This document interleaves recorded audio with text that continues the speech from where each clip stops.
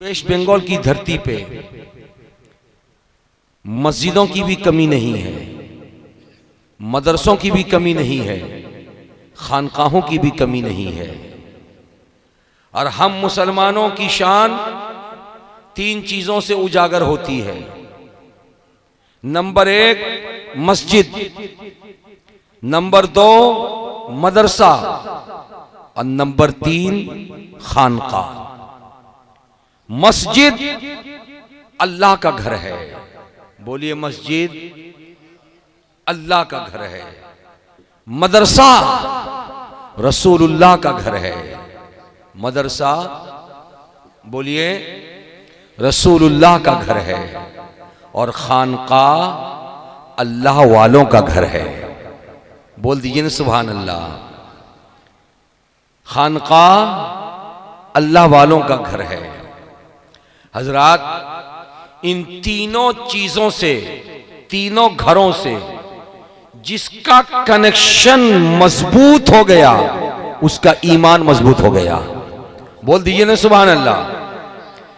जिसका इन तीनों घरों से कनेक्शन मजबूत हुआ उसका ईमान मजबूत, उसका ईकान मजबूत, उसका इस्लाम मजबूत, उसकी नीयत मजबूत, उसके इरादे मजबूत और उसका खुलूस मजबूत, उसकी मोहब्बत मजबूत।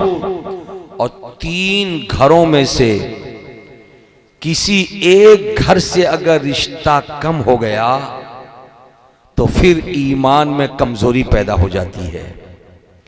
हजरात, इस बात को मैं आपके सामने रखूं और आपकी नूर भरी आंखें पूरे हिंदुस्तान की तरफ जाती हैं तो आप देखते हैं अजमेर मुअल्ला गरीब नवाज का आस्ताना है, कछौचा मुकद्दसा सरकार मखदूम पाक का आस्ताना है, बरेली शरीफ सरकार आला हजरत का आस्ताना है, मारहरा मुतहरा सरकार सैयदी शाह बरकतुल्लाह का आस्ताना है, ये पंडवा शरीफ सरकार अलाउल हक पंडवी का आस्ताना है, ये अखी सिराजुद्दीन अखी आईने हिंद, क्या जगह का नाम क्या है, सादुल्लापुर, ये सरकार सिराजुद्दीन अखी आईने हिंद का आस्ताना है या नहीं बताइए। लेकिन जितनी जगहों का मैंने नाम लिया आप सर्वे करके देखिए, इन सारी जगहों पे जब आप जाएंगे तो आपको मस्जिद भी मिलेगी, मदरसा भी मिलेगा, खानका भी मिलेगी, बोलिए ना सुभान अल्लाह।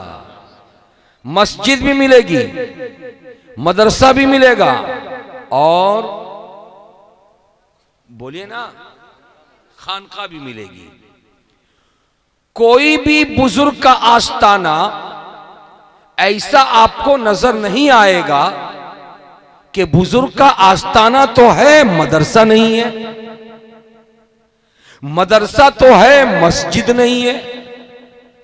अगर कहीं आप ऐसा देखेंगे तो आपको यह समझ में आएगा कि मजार तो है लेकिन मस्जिद नहीं, मदरसा नहीं। तो हो सकता है लोग गरीब हों, मस्जिद मदरसा न बना सके हों, लेकिन वही मजार का इहाता है कि जब नमाज का वक्त होता है तो उसी इहाते में नमाज पढ़ ली जाती है।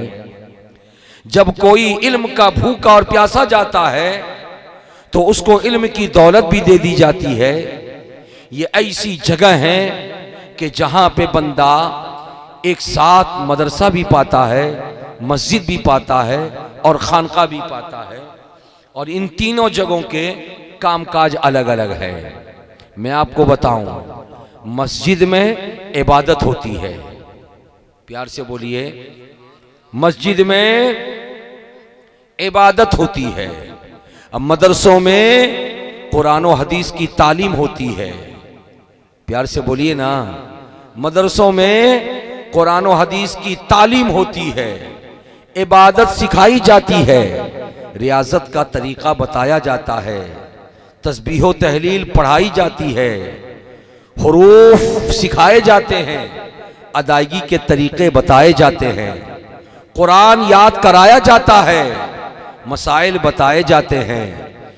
लेकिन जब खानका की बारी आती है तो खानका में जो अल्लाह वाले मौजूद होते हैं, अगर वो जमीन के नीचे आराम फरमा रहे हैं तो उनका फैज मिल रहा है, और अगर जमीन के नीचे आराम नहीं कर रहे हैं, अभी जिंदा वो सही सलामत हैं, और जमीन के ऊपर अगर वो बैठे हैं तो फिर बंदगाने खुदा हुजूम दर हुजूम उनके पास जाते हैं। जो बात थ्योरी में मदरसों में पढ़ाई जाती है, वो बातें प्रैक्टिकल में अल्लाह वाले खानकाहों में सिखाया करते हैं। झूम के बोल दीजिए सुभान अल्लाह, मचल के बोल दीजिए माशा अल्लाह। मैं आपको ये बताना चाह रहा था मेरे भाइयों, मेरे बुजुर्गों और दोस्तों, सुन्नी सहीहुल अकीदा इंसान का ताल्लुक 3 जगहों में से हर एक जगह से होता है। लेकिन जो सुन्नी नहीं होते, जो नमाज वगैरह की तबलीग तो बहुत करते हैं और अल्लाह के रसूल की सुन्नत के बारे में बहुत बताते हैं, मगर उनके पास जब आप जाएंगे तो वो एक तरफ मस्जिद का पता बताएंगे, दूसरी तरफ मदरसे का पता बताएंगे, लेकिन खानकाह का पता उनके पास नहीं होता है। इसलिए वो जानते हैं खानकाह में अल्लाह वाला रहता है, लेकिन उनको अल्लाह वालों से कोई सरोकार नहीं, वो अल्लाह वालों से करीब नहीं होते, वो डायरेक्ट सीढ़ी के बगैर छत पे चढ़ना चाहते हैं। और आप अच्छी तरह जानते हैं कि जब आपकी छत ढाली गई है तो छत पे जाने के लिए सीढ़ियों की जरूरत पड़ती है। अगर सीढ़ी ना हो तो छत पे जाना मुमकिन नहीं है। तो बिला शुबा मुझे कह लेने दो, अल्लाह तबारक व ताला की बारगाह तक पहुंचने के लिए बंदा डायरेक्ट अगर पहुंचना चाहेगा पहुंच नहीं सकता है। बंदे को नबी की जरूरत पड़ेगी, बंदे को रसूल की जरूरत पड़ेगी। और जब तक नबूवत और रिसालत का सिलसिला जारी था, यानी दुनिया में नबी और रसूल आते रहे, तो उस जमाने में लोग नबियों की बारगाह में हाजिरी देते और नबी की बारगाह में पहुंच करके उनको अल्लाह का पता मिलता। आदम अलैहिस्सलातो व तस्लीम के जमाने के लोग थे, हजरत आदम अलैहिस्सलाम के जरिए खुदा तक उनकी रसाई होती थी। नूह अलैहिस्सलाम के जमाने के लोग थे, नूह अलैहिस्सलाम के जरिए खुदा तक रसाई होती थी। इब्राहिम अलैहिस्सलाम के जमाने के लोग थे, इब्राहिम अलैहिस्सलाम के जरिए उनको उनकी रसाई खुदा तक हुआ करती थी। हजरत मूसा और ईसा के जमाने के लोग थे, हजरत मूसा और ईसा के जरिए खुदा तक रसाई होती थी। और जब बारी आई है हमारे और आपके प्यारे पैगंबर की, हमारे और आपके प्यारे रसूल की, आमिना खातून के लख्ते जिगर की, अब्दुल्ला के नूरे नजर की, तो आखिरी पैगंबर बन के मुस्तफा जाने रहमत तशरीफ लाए। और जब तशरीफ लाए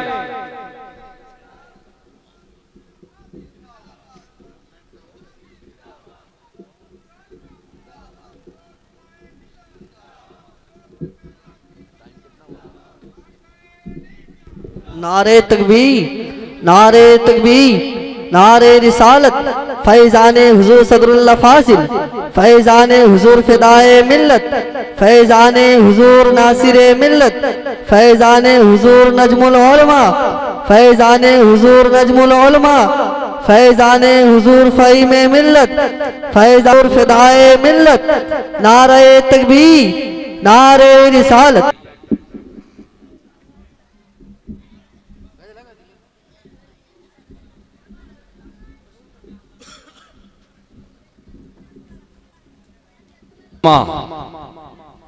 ये रूहानी मंजर, शायद बरसों आप इस मंजर को याद रखेंगे और बरसों से इसका इंतजार भी था हल्दीबाड़ी वालों को, कब वो मौका आए, कब वो लम्हा आए कि जिस वक्त हमारी बस्ती में आले रसूल की जमाअत तशरीफ लाए और उनका नूरानी काफिला हमारी बस्ती में उतर जाए। बोलिए सुभान अल्लाह। हजरात, खामोश बैठने का वक्त नहीं है, मैं आपको बताता हुआ गुजरूं। 14वीं का चांद आपने आसमान पे देखा है? भाई जरा इसको कम कीजिए।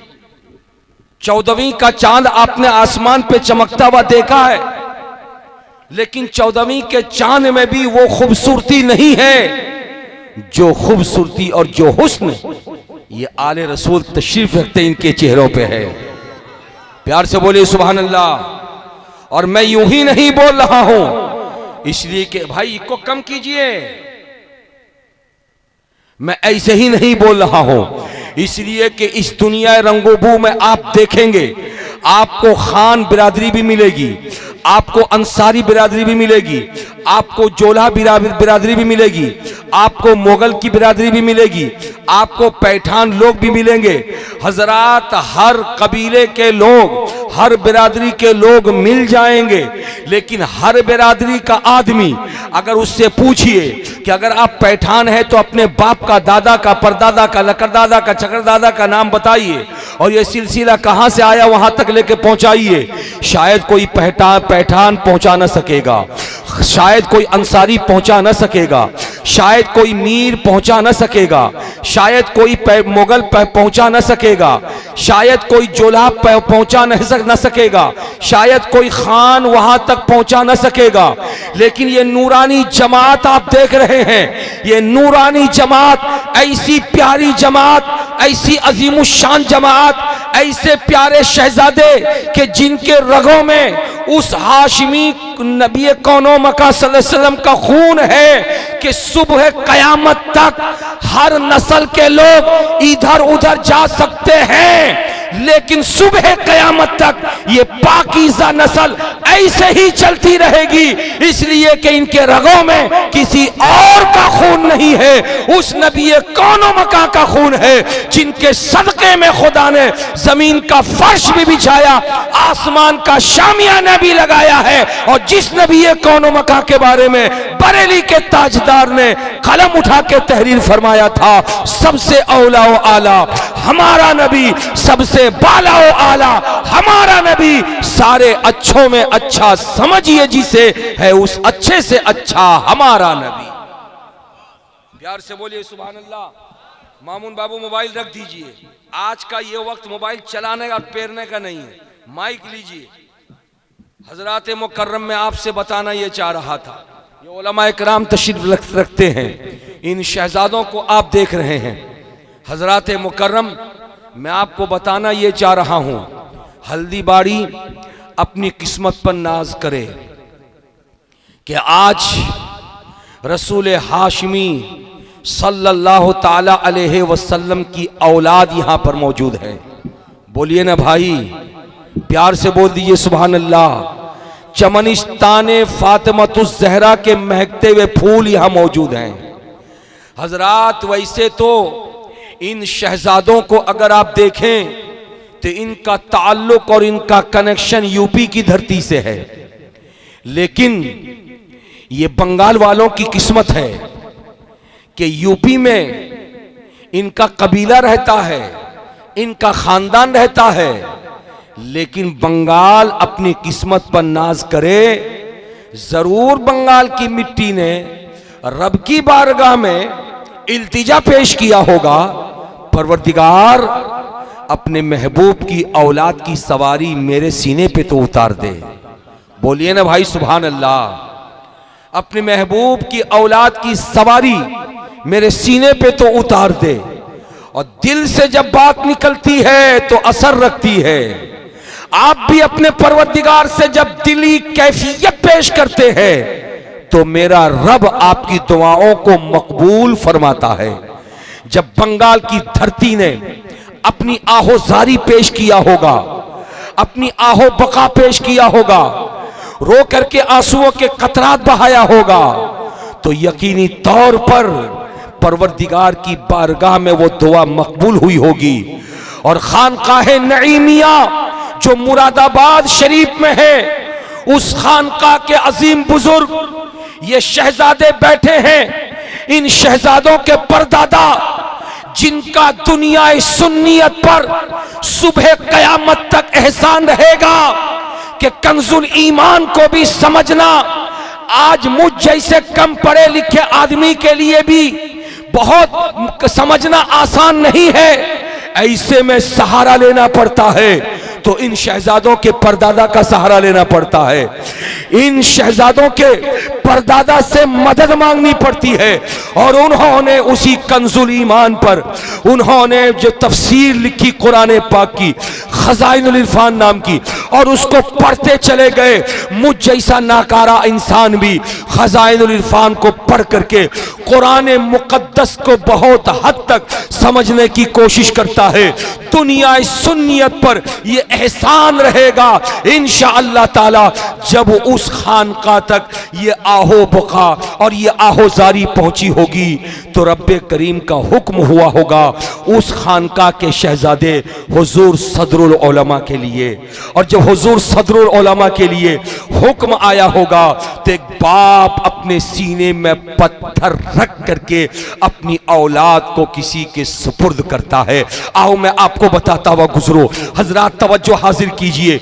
मान ली थोड़ी देर के लिए मुझको देखिए, मुझको देखिए थोड़ी देर के लिए, इसलिए कि अब जो मैं गुफ्तगू करने लगा हूं ये सुनने से भी ताल्लुक रखने वाली गुफ्तगू, देखने से भी ताल्लुक रखने वाली गुफ्तगू है।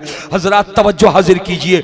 मान लीजिए दोपहर का वक्त है, चिलचिलाती धूप है, धूप की तमाजत है, सूरज आबोताब के साथ है, इस पूरे इलाके में कहीं भी छावनी नहीं है, धूप बहुत तेज है, गर्मी की शिद्दत है। ऐसे आलम में ये जनाब तशरीफ रखते हैं, आपका नाम क्या, जल्दी बोलिए। जुल्फ़िकार साहब तशरीफ रखते हैं, इनके साथ में इनका छोटा बेटा है। उस बेटे को लेकर के ये उस धूप में निकल गए हैं। आपसे मुलाकात हो गई, दुआ सलाम हुआ और आपने कहा जुल्फ़िकार साहब आप तो बड़े अच्छे आदमी हैं, आप बड़े नेक आदमी हैं, आप बड़े परहेजगार आदमी हैं, आप बड़े अच्छे आदमी हैं। कहा अच्छा आदमी तो हूँ लेकिन अब इजाजत दे दो मुझे, मैं जाने वाला हूँ। आपने जैसे ही सुना था तो फौरन हाथ जोड़ के कहा था जुल्फ़िकार साहब आप जा तो रहे हो मगर अपनी यादगार यहां छोड़ करके जाओ, अपना नुमाइंदा यहां छोड़ कर जाओ, अपना नायब यहां छोड़ करके जाओ।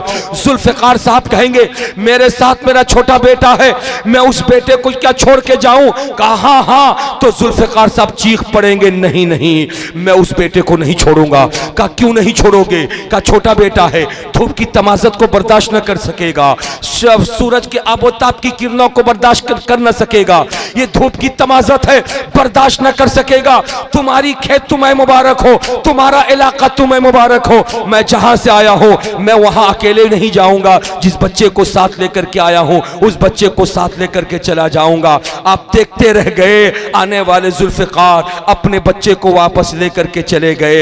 हजरात ये मिसाल थी जो मैंने आपके सामने दी थी। अगर इस मिसाल को आपने समझ लिया है तो ज़हन करीब कीजिए, इसी बंगाल की खाड़ी पे आने वाला हुजूर सदरुल अफाजिल का चहीता बेटा सदरुल उलमा जब आया था तो बंगाल में गली कूचे में सड़कें नहीं थी, रास्ते गीले थे, हर चार जानिब जंगल ही जंगल नजर आ रहा था। ऐसे आलम में कौन होगा जो अपने लख्त जिगर को, अपने नूरे नजर को बंगाल की खाड़ी के हवाले करके जाएगा? ये जिगर था सदरुल उलमा का। जब सदरुल उलमा इस बंगाल की खाड़ी पे आए और आकर के कुरान और हदीस का पैगाम जब आम किया, मीठी जबान से जब नबी की नात सुनाई, कुरान और हदीस की बातें सुनाई, इंसान को शरीयत बताया, इंसान को तरीकत बताया, इंसान को मारिफत बताया, इंसान को हकीकत बताया, माँ बाप के अदब व एहतराम बताए, बड़ों का अदब बताया, नमाज पढ़ने का तरीका सिखाया, सजदा करने का तरीका सिखाया, रुकू करने का तरीका सिखाया, हाथ पकड़ के लोगों के कुरान पाक पढ़ना सिखाया, अलीफ से लेकर के या तक हर हर्फ को अदा करने का तरीका सिखाया, अल्लाह के रसूल की पहचान बताई, सिद्दीक की सदाकत बताया, उमर की अदालत बताया, उस्मान की सखावत बताया, अली की शुजाअत बताया, हसन हुसैन की शहादत बताया, गौस की गौसियत बताया, ख्वाजा की खाजगियत बताया। इस्लाम क्या है जब बताया तो बंगाल वालों ने अपनी हथेली फैला दिया और कहा सदरुल उलमा आप हमारे दिल में घर बना चुके हो, हम आप आपको नहीं छोड़ेंगे। हजरत ने फरमाया नहीं, अगर मैं यहां रह गया तो मुरादाबाद को कौन देखेगा। हजरत ने रखते सफर बांधा, चला जाऊंगा, लेकिन बंगाल की जमीन ने कहा सदरुल उलमा हमारी गुजारिश को कबूल करो, इसलिए कि तुम्हारे रगों में हाशमी खून है। और मेरे नबी की वो शान थी, जब नबी के सामने कोई किसी चीज का तलबगार बन के जब मांगता तो नबी भूखे रह के भी भूखों को खाना खिलाते थे, प्यासे रह के भी पानी पिलाते थे। सदरुल उलमा अगर आप जा रहे हो तो जाओ, हमें कोई परवाह नहीं, मगर शहजादे को हमारी गोदी में बिठा दो, शहजादे को हमारे इलाके में छोड़ दो, शहजादे को हमारे दिल पे अपना घर बना लेने दो। वो बाप था जिसने देखा बंगाल में किसी चीज की सहूलत नहीं, बावजूद इसके अपने बेटे, अपने लहता जिगर, अपने नूर नजर हुजूर फिदाए मिल्लत को उन्होंने बंगाल की खाड़ी के हवाले किया। और फिदाए मिल्लत ने अपनी जिंदगी के आखिरी सांस तक अहले बंगाल को इतना नवाजा, इतना नवाजा, इतना नवाजा कि आज उनके शहजादे दुबराजपुर से चल के हल्दीबाड़ी मालदा आकर कुरान का पैगाम सुना रहे हैं, हदीसे मुस्तफा सुना रहे हैं। नारे तकबीर, नारे रिसालत, फैजान हुजूर सदरुल फाजिल, फैजान हुजूर सदरुल उलमा, फैजान हुजूर फिदाए मिल्लत, साहिबे सज्जादा हुजूर नासिरे मिल्लत, हुजूर नजमुल उलमा, हुजूर सूफिये मिल्लत। प्यार से बोलिए सुभान अल्लाह, झूम के बोलिए माशा अल्लाह। हजरात मुकर्रम, बहुत पते की बात मैं आपके सामने बताने लगा हूं।